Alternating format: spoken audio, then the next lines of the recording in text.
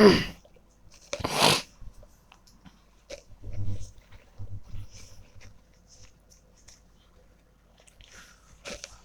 Hello everyone, आज मैं एक नए टॉपिक पे बात करने वाला हूँ आपसे, क्योंकि ये मैंने अभी तक कवर नहीं किया ये वाला टॉपिक आज तक अपनी वीडियो में।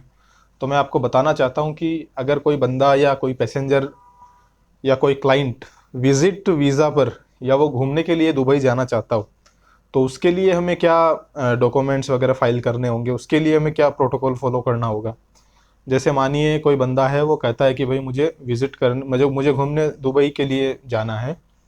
तो वो हमारे पास आएगा, हम सबसे पहले यही कहेंगे उसको भाई कि कितने दिन के लिए तुम्हें जाना है। तो टूर पैकेजेस जैसे अपन बनाना चाहें, वो किसी पैकेज में तो नहीं जाना चाह रहा, बट वो कहता है कि मैं अपना इंडिविजुअल खुद ही घूमने जाऊंगा, मैं अपनी फैमिली के साथ जाऊंगा, मेरे रिश्तेदार वहाँ रहते हैं तो मैं उनके यहाँ स्टे वगैरह कर लूँगा।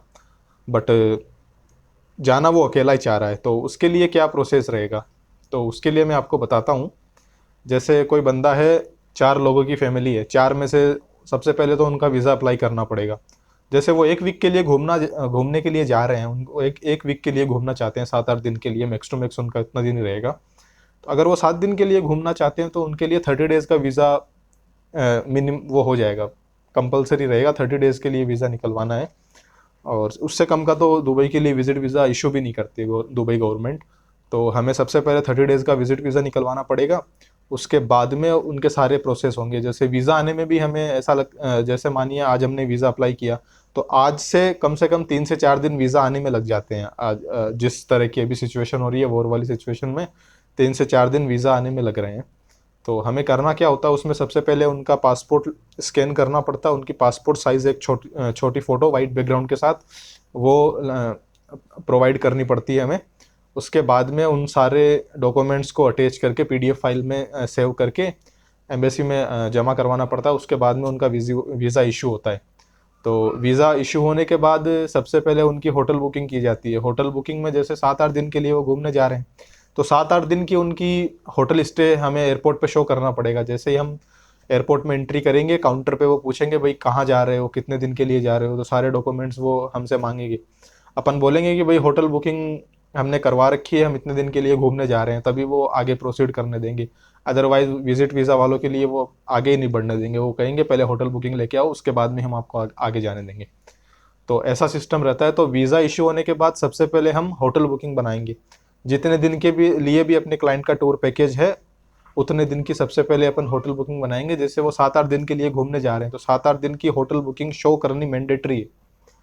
और उसके साथ ही उनकी रिटर्न टिकट भी एयरपोर्ट पर चेक करवानी पड़ती है। काउंटर पे वो चेक करेंगे कि भाई आप 7-8 दिन के लिए जा रहे हो, 10 तारीख को मानिए आपने आपका अराइवल टाइम 10 तारीख को है, 10 तारीख को आप दुबई के लिए जा रहे हो, और 17 या 18 तारीख को आपकी वापस आने की फ़्लाइट भी एयरपोर्ट पे शो करनी पड़ेगी। भाई हम इतने दिन के लिए जा रहे हैं और इतने दिन में हम वापस रिटर्न आ जाएंगे। तो उनके लिए जाने की टिकट, उनकी रिटर्न टिकट, वो भी कंफर्म रिटर्न टिकट होनी चाहिए। जैसे डमी नहीं चलेगी, जैसे अपन ने कोई एडिट करके डमी बना दी कि नहीं हम अपने हिसाब से घूम के आएंगे, 7 दिन के लिए डमी बना देते हैं, अपन 10-12 दिन बाद में आराम से आ जाएंगे, ऐसा नहीं चलेगा।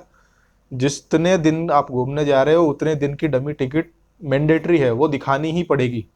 उसके बिना वो अप्रूव नहीं करेंगे अपनी टिकट को। वो सबसे पहले यही कहेंगे अब रिटर्न टिकट लेके आओ, उसके बाद में हम आपको फर्दर आगे प्रोसीजर के लिए भेजेंगे।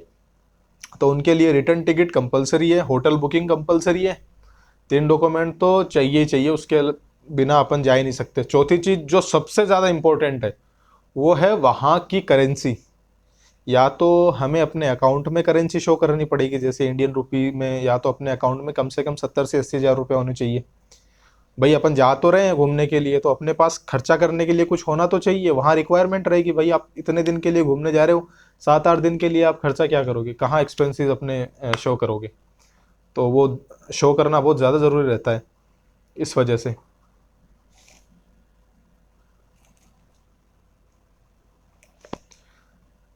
तो बस वही वही चीज़ है, हमें मनी शो करनी पड़ती है। या अगर अपने पास पैसे नहीं है, अपने अकाउंट में पैसे नहीं है, तो यहाँ इंडियन करेंसी को दुबई दिरहम में कन्वर्ट करवानी पड़ेगी। मिनिमम 3,000 दिरहम की रिक्वायरमेंट रहती है, 3,000 दिरहम। तो अगर अपने पास इंडियन रुपी नहीं है, अगर इंडियन रुपी है वेल एंड गुड। अगर अपने पास कैश पड़े हैं तो किसी भी करेंसी एक्सचेंज पे जाओ और वहाँ से इंडियन रुपी के 3,000 दिरहम कन्वर्ट करवा लीजिए, उनके अप्रोक्सीमेटली 72,000 टू 75,000 वो वेरी करता है बीच में। इतने रुपए अपने करेंसी एक्सचेंज के अपने पास 3,000 दिरहम आ जाएगी। उसके बाद में ही हम फर्दर फ्लाइट बुकिंग के लिए जा सकते हैं। तो विजिट वीज़ा के लिए पैसेंजर को ध्यान में रखने की बात यह है, सबसे इम्पोर्टेंट, सबसे पहले वीज़ा इशू करवाओ, उसके बाद में हमें रिटर्न टिकट आने की चाहिएगी, उसके बाद में जाने की तो वैसे चाहिए ही चाहिए, विदाउट जाने की तो आप आने की बात ही कैसे करेंगे। सबसे पहले वीज़ा, फिर जाने की टिकट, उसके बाद में आने की टिकट, चौथी चीज़ रहेगी अपने करेंसी। वहाँ की लोकल करेंसी रखो या फिर अपने अकाउंट में पेमेंट होना ज़रूरी है, अपने खाते में पैसे होने ज़रूरी है, या फ्री अपने पास क्रेडिट कार्ड हो तो वो भी चलेगा। ये सारी रिक्वायरमेंट है। पहले बहुत आसान था दुबई, अगर आप घूमना चाहते तो इजीली चले जाते। जाने की टिकट चाहिए, आने की टिकट चाहिए, वीज़ा चाहिए, पैसे वैसे या फिर इतनी ज़्यादा वो इन्फॉर्मेशन हमसे नहीं पूछते थे। आजकल इतनी ज़्यादा वो इन्फॉर्मेशन पूछते हैं, जांच बहुत ज़्यादा करते हैं, जैसे इंस्पेक्शन करते हैं सारा, क्यों जा रहे हो, कहाँ जा रहे हो, कहाँ रहोगे, किसके पास रहोगे, खर्चा करने के लिए कितने दिन रहोगे आप, कितने आपके अकाउंट में पैसे हैं। भाई वहाँ जाएंगे तो खर्चा तो करेंगे, ऐसा तो है नहीं, वहाँ तो महंगी सिटी है, वैसे भी इतनी कंट्री महंगी है सारी वो, तो वहाँ खर्चा तो हमें चाहिएगा। तो वो खर्चा दिखाने के लिए हमारे अकाउंट में पैसे या फिर अपने पास दुबई करेंसी होनी बहुत ज़्यादा ज़रूरी है, उसके बिना आगे नहीं बढ़ने देंगे वो। तो मैं उम्मीद करता हूँ आपको मेरी वीडियो अच्छी लगी होगी, कुछ इन्फॉर्मेशन आपको मिली होगी मेरी वीडियो से। अगर आप भी दुबई जाने का प्लान कर रहे हो तो ये सारी चीज़ें आपको कंपलसरी इन सब बातों का ध्यान में रखना पड़ेगा। आपको वीज़ा इशू करवाना है सबसे पहले, वीज़ा से पहले टिकट ना बना लेना, सबसे बड़ी बात ये भी है। कुछ कुछ एजेंट बोलते हैं कि भाई पहले आप टिकट इशू करवा लो, उसके बाद में आपका वीज़ा आ जाएगा। तो मैं तो इस बात की आपको एडवाइस नहीं दूंगा। कभी कभी एम्बेसी में बर्डन होने की वजह से वीज़ा आने में 2 से 4 दिन का डिले हो जाता है। बाई चांस मानिए किसी एजेंट ने आपको बोला 4 दिन में वीज़ा आ जाएगा, आप 4 दिन बाद की टिकट इशू कर लो। अब वीज़ा आने में 8 दिन लग गए किसी वजह से, या वहाँ पे कुछ छुट्टियाँ हो गई, ईद बकरा ईद, या फिर किसी भी वजह से वहाँ हॉलीडे होने की वजह से काम नहीं हुआ, तो वहाँ 8 दिन की छुट्टी हो गई, हमने 4 दिन बाद की टिकट भी इशू कर रखी है, तो वो अपनी टिकट वेस्ट हो जाएगी, वीज़ा आने में लेट हो जाए तो अपन क्या करें। इससे अच्छा है सबसे पहले अपने वीज़ा इशू करवाओ, वीज़ा इशू होने के बाद ही अपने टिकट के बारे में अपन को सोचना चाहिए। अदरवाइज़ क्या होगा, वीज़ा आने में भी डिले हो जाएगा, जो हमने टिकट बनवाई है उसको कैंसिल करवाना पड़ेगा, उसकी पेनल्टी हमें देनी पड़ेगी। तो हमें नुकसान की तरफ जाना ना जाके हमें सबसे पहले वीज़ा इशू की तरफ ध्यान में रखना चाहिए। तो आई होप आपको वीडियो अच्छी लगी होगी। आप वीडियो को लाइक कीजिए, चैनल को सब्सक्राइब कीजिए। मैं और इन्फॉर्मेशन आपको देता रहूँगा मेरी वीडियो की हेल्प से। काफ़ी दिन हो गए मैं वीडियो बना नहीं पाया, तो उम्मीद करता हूँ वीडियो अच्छी लगी होगी आपको। तब तक के लिए मैं नेक्स्ट वीडियो में भी आपको समझाऊंगा कैसे करना है, क्या सिस्टम है, और अदर इन्फॉर्मेशन भी मैं आपके लिए लेके आता रहूँगा। तो वीडियो को लाइक ज़रूर करें। Thank you.